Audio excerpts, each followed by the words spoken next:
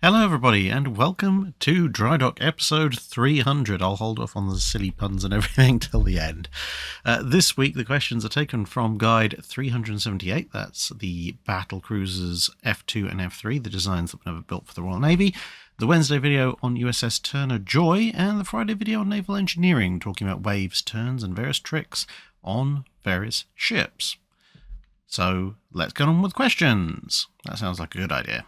Warrant Officer Will asks, if the carriers didn't exist, what would most likely have been the next bearer of the name Enterprise? It seems that Enterprise's name transcended class rules in the US Navy, as the previous 5 Enterprises seem to have been a rather diverse bunch with nothing particularly in common. It probably would have been a battlecruiser on the grounds that if you look at what the Lexington class were going to be named, before obviously they were cancelled and 2 of them got turned into carriers, their names were a mixed set of throwbacks to the US War of Independence. So you had Lexington and Saratoga, which were obviously named after battles in the American War of Independence, but the others were Constellation, Ranger, Constitution, and United States, which you'll probably recognise as names of ships from the US War of Independence and thereafter. So if aircraft carriers hadn't been invented, and, well, at that point also potentially maybe the Washington Naval Treaty either doesn't come about or comes out in a slightly different form, with perhaps the tonnage that was allocated to carriers allocated to battle cruisers because they would now be the big scouts, then Enterprise probably would have been one of the next generation of battle cruisers whenever the US decides to build those. In this alternate timeline, that could be in the early 1930s as the Washington 10-year rule expires, or they could be contemporaries of the North Carolinas, with the North Carolinas perhaps being, a fast-ish battleship, 27-28 knots, and the Yorktown class, instead of being aircraft carriers, are perhaps vaguely treaty-compliant battlecruisers designed specifically to hunt down and kill the Congos, which would then be rather interesting because, of course, that would mean the Iowas would have to have a different justification for existence. BK Zhong asks, could it be argued that the fleet aircraft carrier, being a fast capital ship with minimal anti-surface protection that relies on its mobility and has a significant range advantage rather than armour to keep it safe, is an even more extreme and more successful example of the battlecruiser concept than the original battlecruiser concept itself? To a certain extent, I guess, maybe, if you looked at it from the perspective of, like you said, a battlecruiser is supposed to use speed and distance to keep itself safe while not being particularly heavily protected, and carriers, well, they use speed and distance to keep themselves safe whilst not being heavily protected, whilst they, send out weaponry to try and destroy the enemy. But obviously with a battlecruiser, that's the guns, and with an aircraft carrier, that's the aircraft. However, I think it is a little bit of tortured logic, but there is a certain element of thought to it, I think, that could be held as valid. But I think there's actually potentially in some ways another candidate that also kind of ticks that same twisted logic box, and that would actually be the escort carrier, especially some of the slightly faster ones, because in terms of the original battlecruiser concept, the Invincibles and so forth, what are they supposed to do? They are supposed to sweep the seas of enemy cruisers. Why are they supposed to sweep the seas of enemy cruisers? Because enemy cruisers are supposed to be the commerce raiders. So a battlecruiser in its original form is an anti-commerce raider vessel. Escort carriers are pretty much almost the same mission description, because by the Second World War, although surface ships would go out and try and do commerce raiding, the majority of commerce raiding and destruction is done by U-boats, by submarines.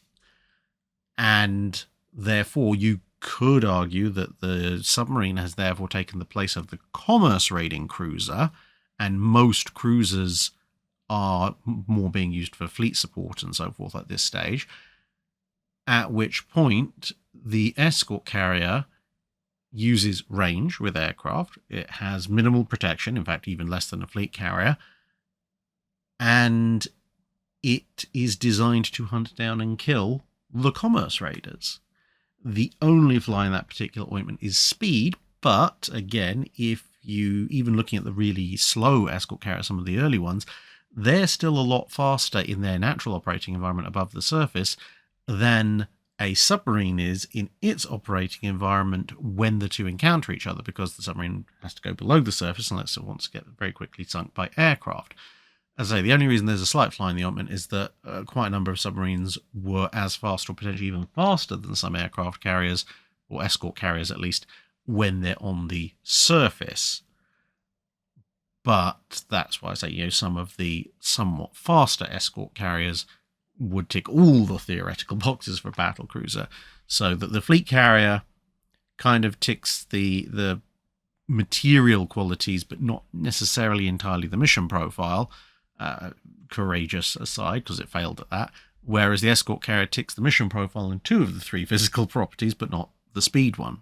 Doug JB asks, I think there's still an open debate on if British 16-inch guns matched up against other navies' 16-inch, but given that, if the Royal Navy had accepted, quote-unquote, only 15-inch guns, might or could they have built 2 F3 class? We know, after all, the 15-inch 42 was a superb weapon.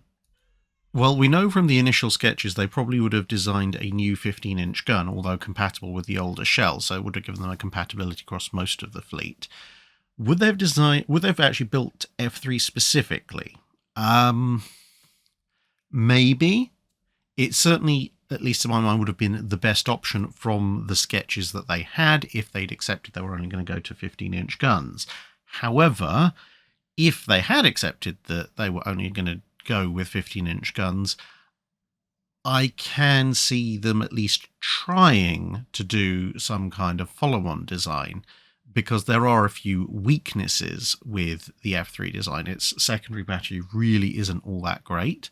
Now, that could be mitigated somewhat by perhaps relocating 2 of the twin 6s to the centre line, which would then give you a 6-gun broadside either side instead of a 4. Alternatively, you could try and stick some anti-aircraft guns on that aft section there, because these are very preliminary kind of drawings. The other thing would be, I think, if they were looking at the Colorados and Nagatos and going, well, they've got 8 guns at 16-inch, we've got 9 guns at 15-inch, I can see somebody trying to maybe increase that in some manner. I don't think on 35,000 tons you could really have fitted in a 4th triple turret, unless you drop the speed all the way down. Because 12 inches of inclined armour is pretty good, as we know. That was perfectly fine for the US-class battleships in the 1930s. But I can see someone in the Royal Navy going, well, if we're going to have 15-inch guns, then we want more than one additional weapon. And then either trying to come up with a quad, so having 3 quads up front, which would be interesting to say the least, or maybe trying to actually fit in that 4th triple 15. Now, if they're going to do that, they're really going to have to cram it all in to a 35,000 ton hull, so it's going to almost look like a triple turret Tone in some ways, obviously without the massive aircraft handling facilities aft. But if they did that, then I'm not sure off the top of my head whether it would even be possible, but if it was, the only way they'd be doing it would be to massively scale back the power, at which point you'd be going, instead of 29 knots, you'd maybe be looking at Nelson style 23 knots. So still relatively quick for the early 20s, but not anywhere near as useful as an F3 would have been in World War II. Obviously, that's using a bit of hindsight there. But possibly by dropping your machinery requirement down to 23 knots and also maintaining the 12-inch angled armour, that might save up enough displacement and enough surface area on the ship to fit a 4th triple 15. I'm skeptical as to the utility of that and or whether or not it could actually work. but I think someone probably would have at least tried. But there would be a relatively strong possibility of some variant of F3 being constructed. But I think a final variation of F3 probably would have at the minimum included some heavy anti-aircraft guns, and most likely would have played around quite significantly with the location of the secondary battery. Nenad asks, in the sinking of Bismarck, Rodney was chasing the salvos. How did the target lock cope with those maneuvers? You talked about ships sailing in a straight line so that the targeting wouldn't suffer. So exactly how much effect the change of your own course and speed has on your ability to shoot accurately depends very much on the type of fire control system you have. And in that particular engagement, Rodney had the Admiralty Fire Control Table Mark I, which was a massive improvement over the World War I era fire control equipment that previous ships had, until, of course, some of them were updated later on. Now, the Admiralty Fire Control Table Mark I is a little bit of an underappreciated bit of kit. I mean, there would be further marks of the Admiralty Fire Control Table going through all the way up to the Mark X, but, for example, Anthony Preston, an American historian, actually mentioned in one of his articles that the Admiralty Fire Control Table was, when it was introduced on Nelson and Rodney, was probably the single most advanced piece of fire control equipment equipped on any battleship by a long, long way.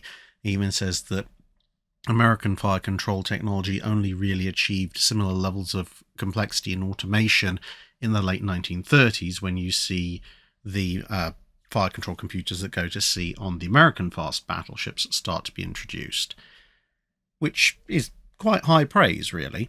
And when you look into, he actually, in that same article, actually did a bit of a write-up on the performance of Rodney at the fight with Bismarck, and he pointed out that actually the Admiralty Fire Control Table itself did exceptionally well. What affected Rodney's gunnery accuracy early on was more the fact that because she was sailing with the wind, a lot of funnel smoke and cordite smoke got in the way of the rangefinders, and she was using optical rangefinders for most of her range estimations and so forth, and the fact that she had almost a following sea, which was making the ship roll and pitch quite a bit. And one of the things that hadn't been updated on Rodney at that point was she didn't have gyrostabilized rangefinder units, so you had to make a little bit of a guess as to when the ship was actually roughly level, because the rest of the time those units would be obviously pitched at odd angles, which didn't really help matters. Plus, of course, Bismarck was going all over the place. And he credits those issues with being far more contributory to Rodney's initial gunnery problems as compared to the Admiralty Fire Control Table, which seems to have done everything it was asked of it. It was just not being fed particularly good information in the first place.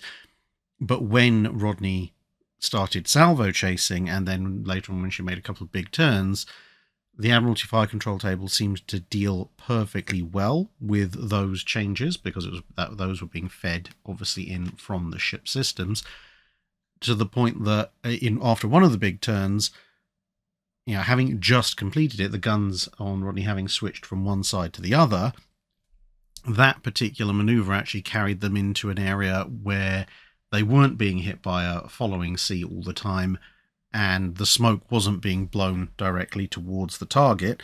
And so now, with the rangefinders able to suddenly feed in much, much better data, the Admiralty Fire Control Table, or Admiralty Fire Control Computer, it started to send much, much, much, much better data almost instantaneously, and Rodney's gunnery suddenly took a massive jump. So it was more about information in rather than an issue with the fire control system, which suggests, of course, that had Rodney had gunnery control radar fitted for the main guns, then she could have hit Bismarck a lot more and a lot earlier. Or just, gyrostabilized rangefinders. Unemployed History Major asks, you discussed the all-forward layout being implemented to reduce citadel size. What is the smallest possible citadel for a 3-turreted battleship? Would it be B superfiring over A and C superfiring over B, A and B on the same level with C superfiring, B superfiring over A with C on the level of A but rotated 180 degrees, or something else? I'm going to use these two illustrations of potential K-25 cruiser designs just to make a point, which you'll see in a minute. So in the conventional format, the shortest citadel you could achieve would be to have all three turrets superfiring one over the other. So B superfiring over A and C superfiring over B, as you described first. So that would be roughly analogous to the layout actually of the aft end of the K-25 design you can see at the top there. So 3 stacked superfiring turrets. Now, of course, that would also have massive weight and stability implications because of the height of the barbette that you'd need for C turret, and the fact that C turret would be hugely high, just generally, unless you did something like partially recess A in the first place, and even then you'd still have issues. That's the conventional shortest citadel. But of course, as I say, you'd be gaining effectively the citadel length of approximately the ship's guns. So whatever the length of the gun barrel poking outside of the turret is, give or take a little bit, that's how much you save on the citadel. Is that weight going to compensate for the additional height of the barbette and the weight of it? That's probably why you didn't see it happen very often.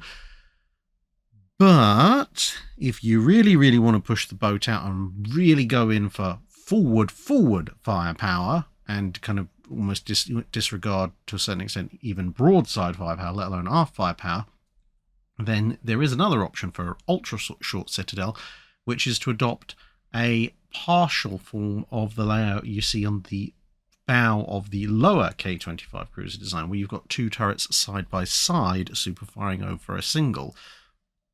Now, if you did that, then of course, from a citadel length perspective, you only have to deal with 2 turrets worth of length in terms of the barbettes and the magazines, and you can scoot the forward one pretty close to the other 2. So that would be the absolute shortest option, because realistically you're not going to have a ship that's wide enough to have 3 triple turrets all abreast. But you are going to have significant problems with that. For one thing, you're only going to have a 6-gun broadside, and for another thing,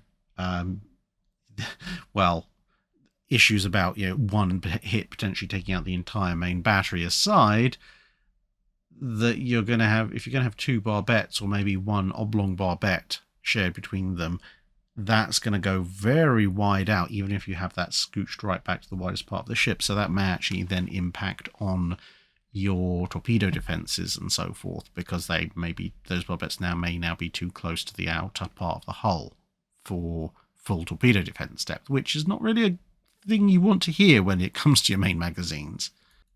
C. Babylon asks, if they had 5-inch 54s back during World War II, do you think they would have eventually replaced all the twin mounts on carriers, destroyers and other light vessels, and possibly even on battleships? I take it we are talking about the fully automatic turret and loading system, etc., as per USS Turner Joy, which is where the video which this question comes from. So assuming all that with the accompanying rate of fire, if you transported that back to just before the Second World War, would they have replaced the twin 5-inch 38s? On battleships, actually, I think probably almost certainly. But the weird thing is, although you said carriers, destroyers, other light vessels, and perhaps even on battleships, I think actually the battleships would have been the ones that would have been almost certain to have them. All the others would be a little bit more questionable, and I say that purely because the weight of the mountings for the twin 5-inch 38s varies quite considerably depending on which ship they're on. The Iowa's 5-inch 38s are the most heavily protected and they're therefore also the heaviest, and the North Carolinas and South Dakota's ones aren't that far behind. But for example, the twin 5-inch 38s fitted on the Sumners and the Gearings, they are considerably lighter. We're talking about the 5-inch 54 weighs 66 tons all up, the turret mount, etc. Whereas the North Carolinas, South Dakotas, and Iowas, you're talking about into the 70s of tons, but you're down to, I think it's like something like 43 tons on a gearing, because obviously much less well protected amongst other things. So on the battleships, as I mentioned in the video, you could actually get more rounds from it downrange from a 5-inch 54 mount as per your Turner Joy than you could from a 5-inch 38 twin. So on the battleships, it would make absolutely the best sense to switch the 10 twin 5-inch 38s for 10 single 5-inch 54s, because you get more shells downrange and actually a saving in weight. For the carriers and some of the later models of mount-on cruisers, you'd be talking about gaining 10 to 15 tons per mounting by swapping them out, which, when you consider you're maybe talking about 4 to 6 mountings, you're now going up into maybe pushing 100 tons of additional top weight. That is harder to justify, especially on something like Cleveland. So possibly not on those vessels. And although on the Sumners and Gearings you'd be talking about only replacing 3 mounts, you're talking about a difference of approximately 22 to 24 tons per mount. So you're still talking, 75-ish, give or take a little bit, additional tons, which on a destroyer hull is actually significantly more impactful than 100 or so tons on a cruiser hull or a carrier hull. So the carriers, maybe, just because the overall impact is proportionally probably the least in terms of absolute weight. On the destroyers, probably, almost certainly not on the Sumners, possibly on the Gearings, if they made other allowances elsewhere, maybe dropping some of the mid or close range anti-aircraft mountings. For something like the Baltimores, allowance could be made while they're designing them to just give you a bit more displacement to allow for the additional weight. But for something like the Clevelands, probably not. They've got enough issues to deal with top weight without adding another 100 tons to it. The man formerly known as Commenting Is What I Do asks, if they had been completed, how would the Malta class have affected CVA-01's design and or development?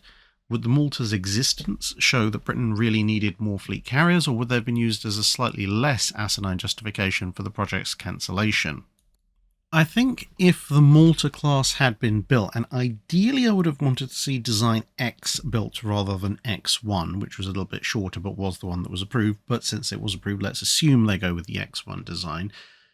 But if they had been built, let's say four of them, I think CVA-01 as a project probably would actually never have come about, because the X1 style Maltas, they're just a little bit smaller than a Midway, although they displace slightly more, at least design-wise, because of various design decisions.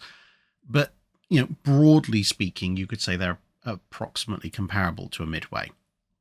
Now, that's important because when you look at the refits that the Midway in particular, and the Midway class in general, had, but especially Midway herself, by the time she's finished her career, Midway is displacing 65,000 tons. Now, admittedly, she's a little bit rolly with that, but that's some of the particular design decisions associated with the particular refit done to Midway. But she was able to operate pretty much everything the US Navy could throw at her, barring the F-14. And she remained in service, obviously, well in towards the end of the Cold War, and shortly after it as well. When you look at the specs for CVA-01 compared to a refit Midway, at least the state that the Midways were refitted to around the time CVA-01 was being considered, again, the overall displacement and operational capabilities are somewhat similar. Which in turn, I think, means that if you did have a bunch of Maltas built and therefore very quickly, rapidly scrapped the majority of the rest of the Royal Navy's carrier fleet, which I think would have been far better, maybe, as I've said before in other questions, keep a couple of Centaurs and a couple of the Audacious class around as support vessels, helicopter landing assault vessels, backup carriers, maybe Unicorn-style repair and support carriers, and also as ablative armour against the treasury, then I think you could get a situation where around about the time that historically the Royal Navy looks at the CVA-01 project, they might look at replacement carriers in principle, except now the existence of the Maltas would, one, force them to perhaps aim a bit bigger than they historically did, but two, very quickly I think someone would turn around and go, well, this is what Midway was, this is what Midway is now, this is what Malta is. In theory, we should be able to refit and, to a certain extent, reconstruct the Maltas to have roughly the same capabilities as our proposed brand new CVA-01. But of course, because it's a refit, it should, looking at you HMS Victorious in real life, it should cost less than building a brand new ship.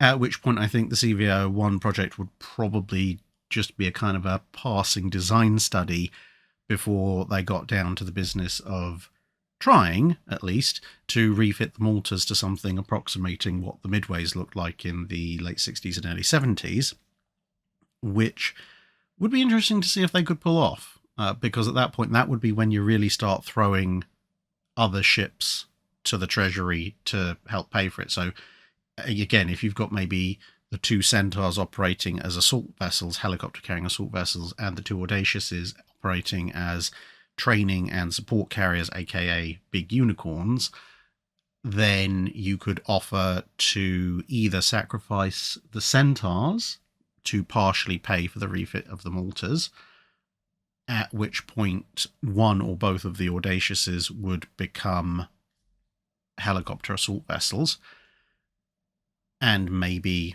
one of the Maltas stays unrefitted or gets a partial refit to become the training - maintenance and support vessel, and that leaves you with three fully refitted Maltas or something along those lines.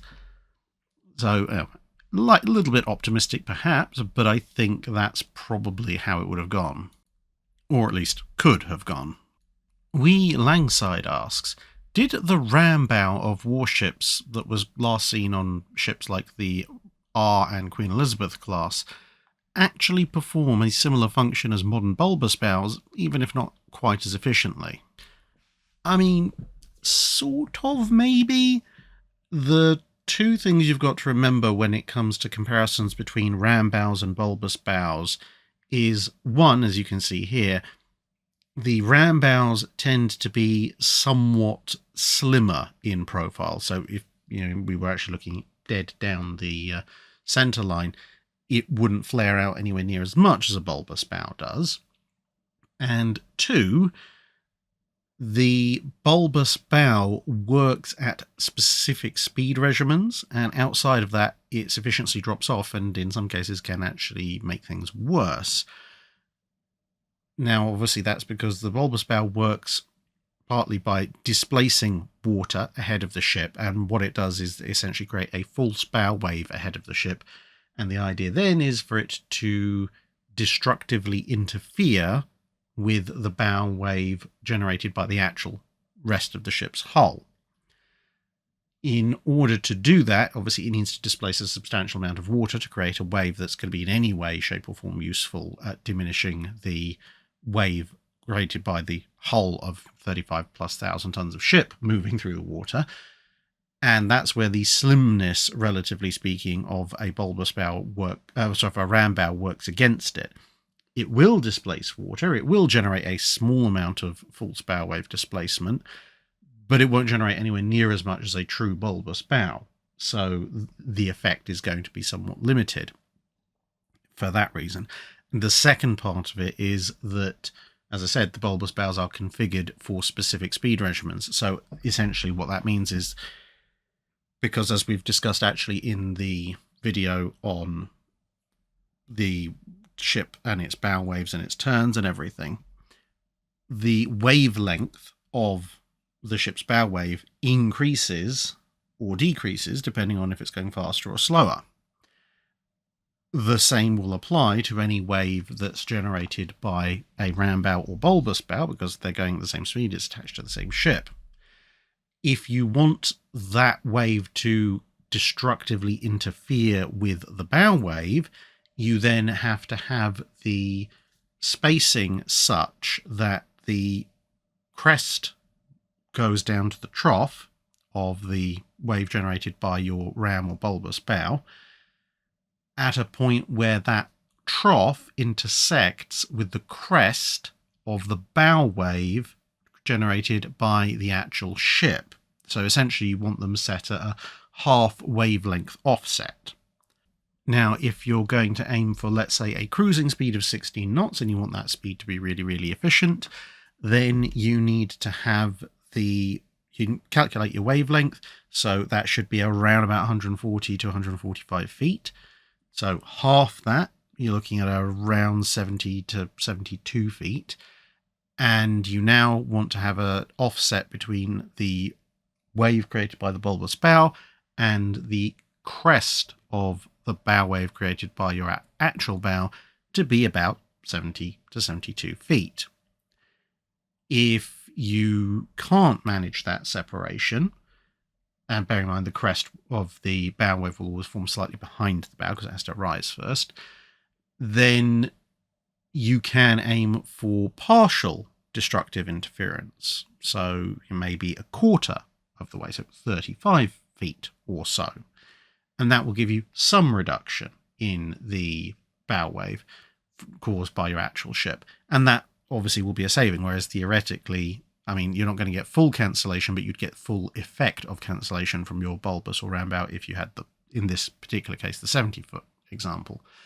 The problem is that if you design a bulbous bow to work at a speed that's too far down compared to the ship's absolute top speed, then as the ship goes faster and faster and the wavelength of the two waves gets longer and longer, the difference between them in terms of where they're forming becomes less and less as a proportion of the overall wavelength, to the point you might actually start to get significant constructive interference, at which point you're actually making the situation far worse, which is why generally it's better to design your bulbous bow to be more efficient at the higher speeds than the lower ones, because that's where you're going to be using the most power anyway.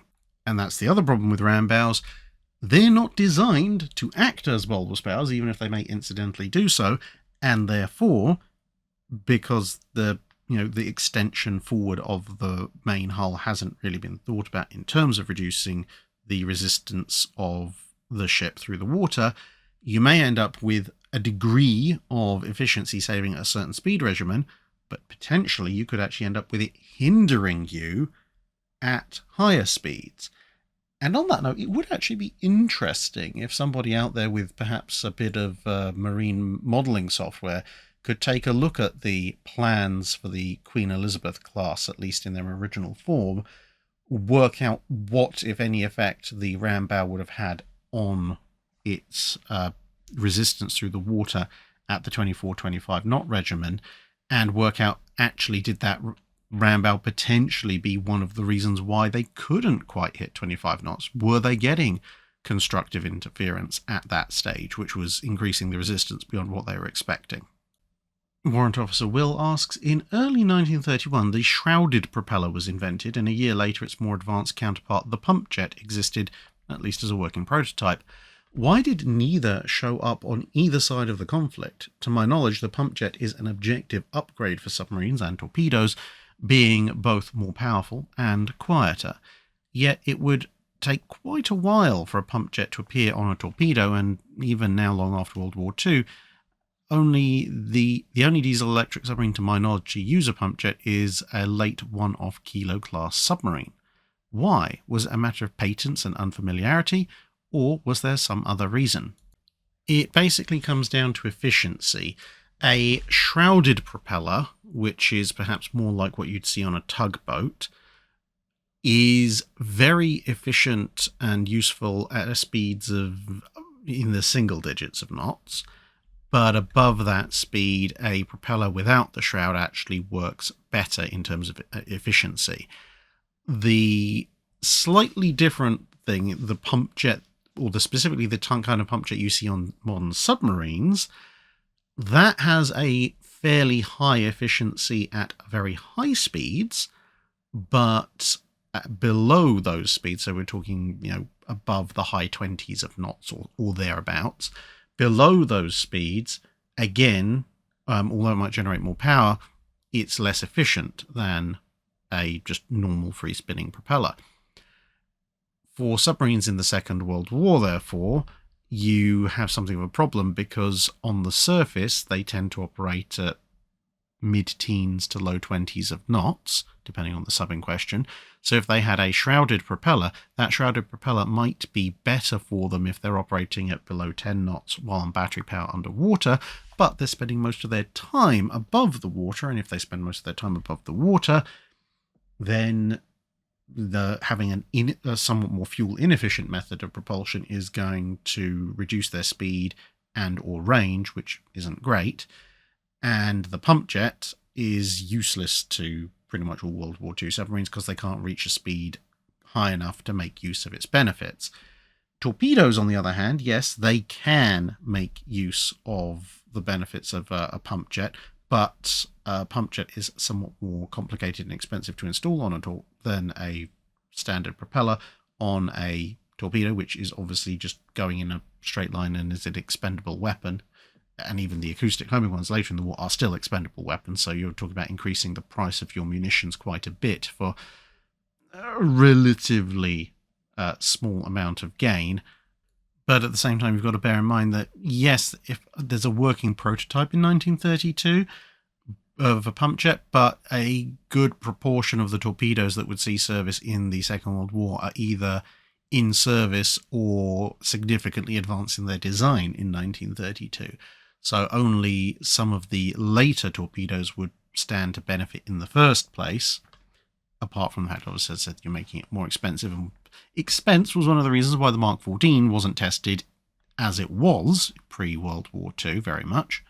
But once you factor in, someone, okay, well, I've got a working prototype now, we have to refine that and offer it to commercial market, etc. Realistically, someone being likely to accept a pump jet on a torpedo, which obviously going faster would have more benefit, would really have to be a torpedo that's designed in the late 1930s and therefore really only coming into service perhaps halfway through to maybe the latter part of the war.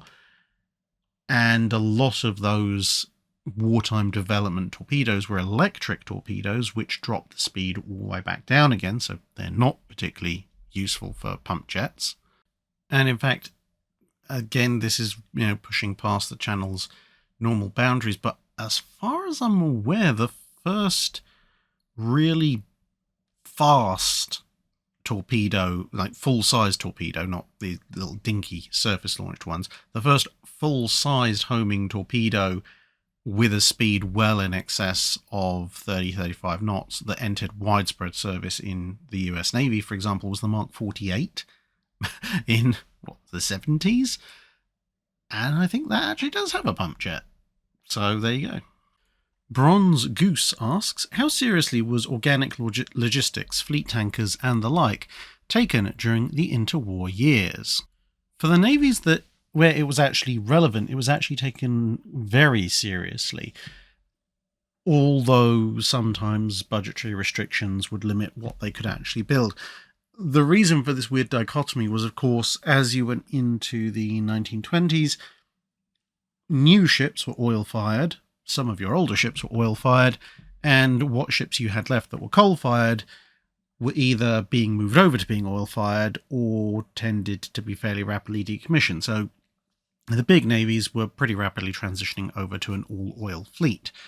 It then became very apparent that, unlike coal, which can just kind of sit around in the open and everybody can use, if the navies are using oil, and not all, but a good percentage of the civilian merchant fleet is still using coal, you now have two separate competing fuel types, and whereas before you could rock up to almost any port, and yes, there'd be probably a massive stocking crate pile of coal there for you to try and buy from, the number of ports that would have large amounts of oil available to purchase would be fairly small, certainly in the quantities that a warship or a fleet might want. And so tankers and other logistics vessels suddenly became significantly more important on the radar of navies that actually wanted to go further than their own home ports and maybe a few friendly ports. However, despite all of this, you did have the fact you were in the interwar period, and there were significant periods of budgetary restriction, both generally in the immediate aftermath of World War I, and obviously during the Great Depression as well. But on the other hand, for at least the 1920s, no one was allowed to build battleships or aircraft carriers outside of the ones that they'd already pretty much paid for at the beginning of the 1920s. So there was a little bit of money left over. And so what you tend to see in the larger navies is a spate of logistical vessels being built or reconditioned or upgraded, updated, etc. in the 1920s, particularly the mid-1920s. Then, as everybody gets into the cruiser race and the Great Depression kicks off, then there's not really a huge amount done because, treasuries being treasuries, they're like, oh yeah, this ancillary thing, you can afford to cut that from your budget. And then once you get into the mid-1930s and everyone starts rearming again and money starts to flow a little more freely, then you start to see, to varying degrees, people sort of twigging to the fact that maybe they should have more logistical vessels. It just depends on, are they going to go, right, we've got these existing designs, we're going to build some more of those, or do they go off and go, actually, we're going to try and build some more designs, new designs. That'll take obviously a little longer.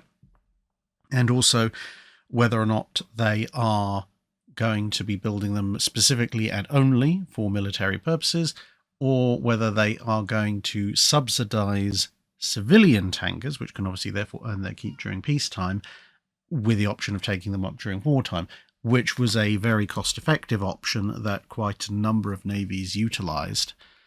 So the concept as a whole was taken quite seriously, but exactly how effective those intentions could be translated into action did vary quite considerably over the interwar period. ACC asks, I recently toured some late-period merchant sailing ships that had adjustable bowsprits with rope and pulleys that were used to extend the bowsprit in and out of the ship. I cannot recall ever seeing that feature on depictions of Age of Sail warships. What are the advantages of adjustable bowsprits, and did warships ever use them? As far as I'm aware, warships in the Age of Sail did not use adjustable bowsprits for the most part, and there's a few reasons for that, one of which is that I strongly suspect late-period merchant sailing ships with adjustable bowsprits were using metal cylindrical ones, which of course can be, stacked Matryoshka doll style inside each other or hinged, whereas Age of Sail ships had wooden bowsprits, and of course they're going to be subject to an awful lot of water, which means the wood is going to swell, and that means that, between their generally being wood and therefore high friction and swelling up with water, they're not going anywhere anytime soon once they're on the ships in question. And if you did try and put an adjustable bowsprit, you'd have to have it locked in place either by some kind of friction lock or by some kind of bolt, or possibly on a hinge, any one of which is a stress point, which would almost certainly end up with either the bowsprit material breaking around the stress point or the stress point itself fracturing and causing the whole thing to collapse. On top of that, Age of Sail warships, bear in mind, are, compared to late period merchant ships, somewhat short in the length to breadth ratio, and therefore they need to step the foremast quite far forward, and the bowsprit is a major portion of that. It holds various lines which allow you to have your foremast right forward on the ship. And again, any weakness that's involved in having it adjustable, the hinges, the locks, bolts, whatever, would mean that the amount of strength that the bowsprit has is reduced, which is not a good thing when your foremast relies on it. You've also obviously got the various jib sails, these triangular sails up front, plus on some of the older ships, also actual bowsprit sails. And if you are going to take in a bowsprit on an Age of Sail warship, all of that's coming in as well, which is a lot of extra weight and complication. Plus, when you get to late period merchant ships, which again, late 19th century, almost certainly using steel masts and so forth, those vessels are much more capable of having their masts and such like stand not necessarily entirely unsupported, but supported by much less rigging than the wooden masts of an Age of Sail warship.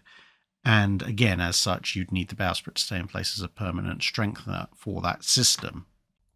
There are, of course, advantages to adjustable bowsprits in terms of making a ship somewhat handier to use in confined waters, especially in harbours. And, of course, if you can retract the bowsprit, that also means that you're less subject to some of the conditions that a bowsprit can inflict on a ship, like being more prone to follow the wind, so it makes you potentially more agile in certain winds. But as far as I'm aware, by the time you get a true adjustable bowsprit coming in, the technology on warships has meant that you basically don't need one. So, you may have had some technically adjustable bowsprits in as much as some very light ones for some very basic sails in later ironclads, and then the bowsprit could just be folded in and away, but they're no longer a primary propulsion method at that point. Vokir asks, how badly did Stalin's meddling hamper Soviet naval procurement, and how much did this meddling impact their readiness for war? Stalin had a absolutely huge impact on the Soviet Union and its navy's, frankly, general lack of readiness for the Second World War in quite a few different ways. Stalin was, of course, in charge of quite a number of purges, and those purges gradually diminished the number of both competent naval officers and competent ship designers, not only because, as each purge went on, various officers and ship designers would have various unsavory things, according to the latest edition of the Soviet secret police, found out about them and sent off to Gulag or just be executed, depending on their whim. And, we're not talking necessarily things that would actually consist of crimes. They could just consist of not sufficiently loyal to the party. Plus, of course, everybody starts panicking when a purge starts. And so not only do you have the secret police looking for reasons to purge you, very often design teams would end up in a kind of mutually denouncing circle where everybody was accusing everybody else of being a traitor, because clearly if the other person is a traitor and you denounce them, then in theory, as you're being a good and upstanding Soviet citizen, you would be safe from being purged, or so you'd hope. As it turns out, that doesn't always work out, because if they really want to get rid of you, they can just turn around and say, well done for denouncing that disloyal traitor. We have dealt with him. However, since you've been working with said traitor for at least 5 or 6 years, we must conclude that you actually are either too stupid to notice said traitorous activities, in which case you are a liability to the state and we will send you to Gulag, or you knew about the traitorous activities and you were just trying to save your own skin, which indicates that you yourself are a traitor and therefore we execute you. It's 40k and innocence proves nothing other than you're wasting my time, guilty next. Has nothing on the Stalinistic purges of the period. And then assuming whatever shell-shock survivors were around actually managed to construct anything, well, Stalin would keep popping in with his thoroughly uninformed ideas about what exactly he wanted the Soviet Navy to be, how many ships he wanted them to have, what kind of ships they should have, how quickly they should be built, what they should be armed with, and all sorts of other weird and wonderful things, which he probably should have just not done anything about. And of course, even when he wasn't directly interfering with how ships should be constructed, and largely making things worse, he was also this kind of larger-than-life figure hanging over the heads of everybody. So, when you are a ship designer and you've been told to design a destroyer, design a cruiser, or whatever for your navy, you should, in theory, be thinking about, well, within the limits that I've been set and with the operational goals of the navy in mind, what is the best ship I can design? But for the Soviet naval designers, they also had hanging over their head, but what would Comrade Stalin like? And that, as we just covered, is not necessarily the same thing as an actual well-designed, well-built ship, because, for example, you might want to say, okay, well, for merchant protection and fast raiding and destroyer support, the Soviet Navy in the Baltic needs small, fast cruisers armed with lots of 6-inch guns, or possibly even slightly smaller, maybe 5 or 5.5-inch guns. And if we have them at, say, 5, 6, 7,000 tons, we can build a lot of them, and this will be a good thing. But Stalin likes his big and flashy stuff, so Stalin might come along, or you might think, without even Stalin coming along, yes, but Comrade Stalin wouldn't like that. Comrade Stalin would like a much bigger, much fancier ship, and so we're going to design a much larger ship, and we're maybe going to go, well, you know what? The corrupt Western bourgeoisie, the class enemies of the great people, they arm their light cruisers with 6-inch guns. Well, clearly, as the superior communist state, we can do better than that, so we will have to arm our ships with 7-inch or 7.2-inch guns, because bigger is better, and better is Soviet, and Stalin is glorious leader, please don't send me to Gulag. And shockingly, between all of this and trying to cobble together copies of various people's ship designs, including the Italians, you ended up with a Soviet naval procurement system that was a nightmare at the best of times and gave them essentially a random grab bag of warships, some of which were actually relatively decent, more by luck than by chance, and all had been mostly designed and built elsewhere, like Tashkent, and the rest of them were, well, they floated, at least in theory. Nosdormu89 asks, I asked this as a super chat in a Q&A live stream, but it didn't get answered. I apologise for that. Very occasionally I do miss a super chat or two. But he asks, what can you tell us about Zeppelin L-23 and its boarding of a Norwegian schooner? So it's quite the entertaining tale, and in fact one of the men who was eventually part of the prize crew actually recounted it in a book that was published in the 1930s. So what happened was L-23, also called LZ-60-something or other, went on a patrol, recon patrol, and as they were flying over a fishing fleet, or the fishing fleet was all hoisting Dutch flags, i.e. neutral, so they would be left alone, and then they noticed at some distance a schooner sailing, and they thought, ooh, that's odd. Let's go and have a little look. As they got closer, they noticed that the schooner's crew were already in the process of abandoning ship, and they thought, this is really weird, maybe we should go and have a look. And so they started to descend. They had to fight a little bit because L-23 was running at slight positive buoyancy, and so it was rather difficult to persuade the airship to get down low enough for them to do much. But they did manage to establish on one of their passes from the crew in the boats that it was the Norwegian schooner Royal, and that it was carrying a cargo of pit props destined for Hartlepool in England. And this explained why everyone had been so keen to abandon ship, because technically speaking, pit props, despite being just slightly shaped wooden stakes, were technically bound for the UK, and technically speaking, the coal mines were being used to fuel the Grand Fleet, so technically they could be classed as war contraband. And the crew had apparently decided that L-23 might want to bomb them, so they'd taken to the boats. And in fact, L-23 had dropped a warning bomb into the water to get them to basically knock off the rowing away and speak to them. Having established that, the crew of L-23 then took it into their heads that maybe they could make a prize of the ship. So they had a bit of an argument as to who would be the boarding party, and the airship dropped down again over one of the boats, confirmed that everything that they'd learned previously was true. 3 men, including the author of the account that I had a look at, dropped down the ladder into the boat and basically said, look, we're going back to the schooner to make it a prize, except they hadn't calculated for the fact that the already fairly lightweight L-23 was now short the weight of 3 men and promptly popped off into the sky like, well, a giant lighter-than-air balloon.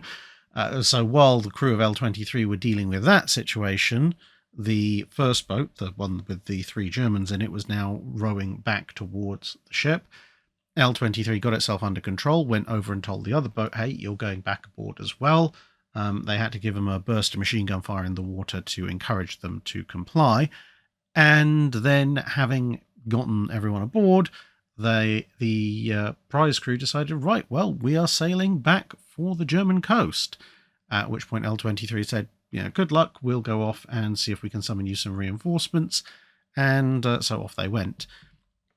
the ship ended up having to actually use some of the Norwegian crew to help sail it, because it turns out 3 airship crewmen are not a sufficient crew to sail a schooner, which is all sails. The wind died a little bit, but eventually they made it close to the German coast. A patrol boat came out and challenged them. It took a while, understandably, for the patrol boat crew to be convinced that this ship was in fact a prize of war, crewed by 3 random airship men who apparently had dropped out of the sky to take it over. But eventually they went ashore, had a good celebration, and everything was tickety-boo, except for the airship captain got a little bit of a talking to from the head of the airship program, not necessarily for the taking a prize of war, but because of how insanely dangerous it had been to take his gigantic airship to within, a dozen or so feet of the North Sea in order to accomplish this, a feat that in most circumstances could have resulted in the crash of the very expensive and valuable airship, which I suppose in a way shows just how good the crew of L-23 were. But that's basically a short summation of how they ended up being the only airship, as far as I'm aware, to take a prize of war. Patrick Donnelly asks, according to what I read of Barrett Tillman's book on Enterprise, her crew collectively saw the arrival of the newer Essex-class carriers as a challenge. Between their battle experience and her 1943 refit, how much did it close the performance gap between the 2 carrier classes? The 1943 refit certainly did a fair number to bring Enterprise much closer to the performance of an Essex-class than Yorktown or Hornet ever were. There were some limitations, however. So, as of the 1943 refit, at least if we're looking at late 43, for example, Enterprise has arguably at that point possibly a slightly more effective anti-aircraft battery.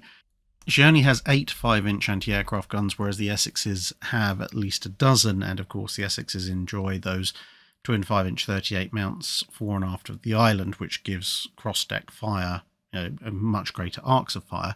However, bearing in mind that this is the period before full radar guidance of the anti-aircraft guns and before the proximity fuse, albeit that's not too long in coming, the fact that Enterprise in 43 actually carries slightly more 40mm Bofors and 20mm Oerlikons than the standard Essex does give it a little bit of an upper hand. Of course, as time went on, the Essex being about 50% larger by displacement and almost 100 foot longer linearly, could and did carry even more Bofors and Oerlikons, plus of course the additional 5-inch, which became more and more effective as radar guidance, power training and proximity fuses began to become more and more common.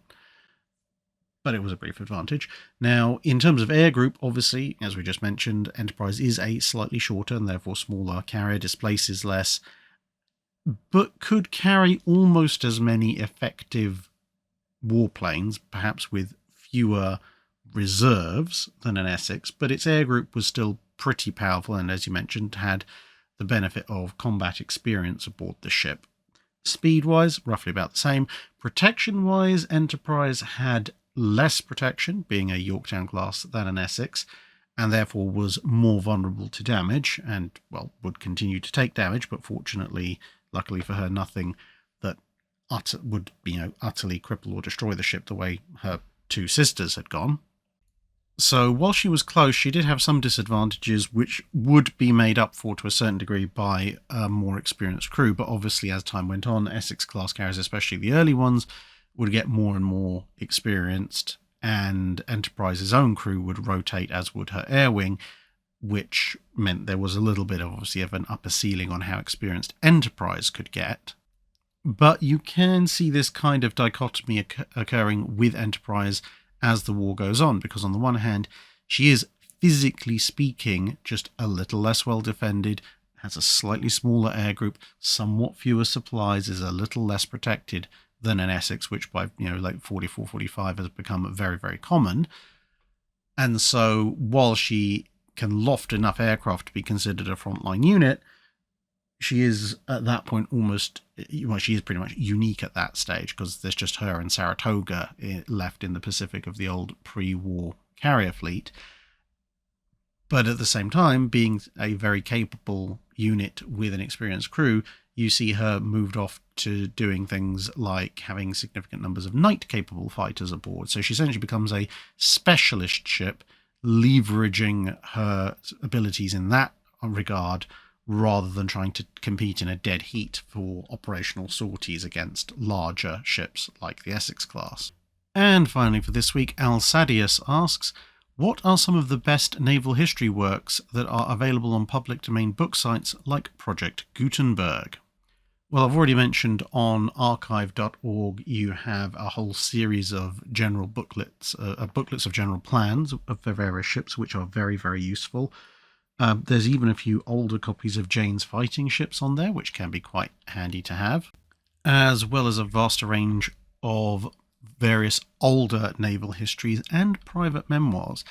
And I think both of those can have quite a lot of utility for a naval historian, because obviously some of that naval history is going to be somewhat obsolete, whether influenced by propaganda, lack of access to resources, or whatever, and subsequent publications may be more accurate, but it can be a source of very useful anecdotes and statements from people who were there, because authors of the time of the, when books are being, of the type of books that are being preserved on Archive and Gutenberg, may, those survivors may still have been around to be interviewed, and of course they're not for later works, so you can get quite extensive sort of insider knowledge of what the perspective was like there. Plus you can also get a sense of how things develop over time. So, for example, if you're looking into the War of 1812, bear in mind a lot of these works won't be commercially available these days, they'll be long out of print. So, as I said, if you're looking at the War of 1812, you can look at modern books about it, but some of those can have sort of bought in very much to the propaganda rabbit hole. But you can find copies of Roosevelt's original War of 1812. You can also find naval actions of the War of 1812 by James, an English historian. Now, Roosevelt's account, as I've mentioned before, when doing the frigate duels of the War of 1812, is actually pretty good. It does fall into propagandizing a little bit, but it's usually fairly easy to see where, because it starts to go on a bit of a polemic. James's account is often seen as kind of the polar opposite, in that it's, it has an account of what went on, but is very pro-British, where Roosevelt is pro-American. So if you're trying to see, well, where did a lot of the modern myths and misconceptions about the War of 1812 come from, what stuff was repeated verbatim in the late 19th century that then perhaps informed a lot of the propaganda and statements and some histories in the early 20th century, well, compare Roosevelt's work and James's work, and you'll pretty much find almost every single trope there is to find about the War of 1812 in one or the other. And again, as long as you're willing to keep an eye out for potential personal bias, there's loads of biographies that, again, you'll struggle to find in print these days in paper form. Lord Beresford has his memoirs hosted on Gutenberg. Lord Cochrane, Admiral Cochrane, 2 full volumes of his life, admittedly, again, partly written and edited by him, all there, ready for you to take a look at, as well as, other biographies, not just autobiographies, and small accounts, because it was very popular back in the day for individual sailors to publish little books relating their particular stories if they were associated with anything particularly notable, and a lot of those are then slipped through the cracks. So if you want to know, for example, about Kearsarge versus Alabama, there are 3 or 4 easily accounts from people who are aboard both ships, which you can kind of put together what happened from those. And of course, if you want to compare Mahan and Corbett, well, both of their books are on there. So very definitely worth a read and worth a look. And that's all for this week, everyone. Thank you very much for listening. Hope to see you again in another video some point soon. Bye for now.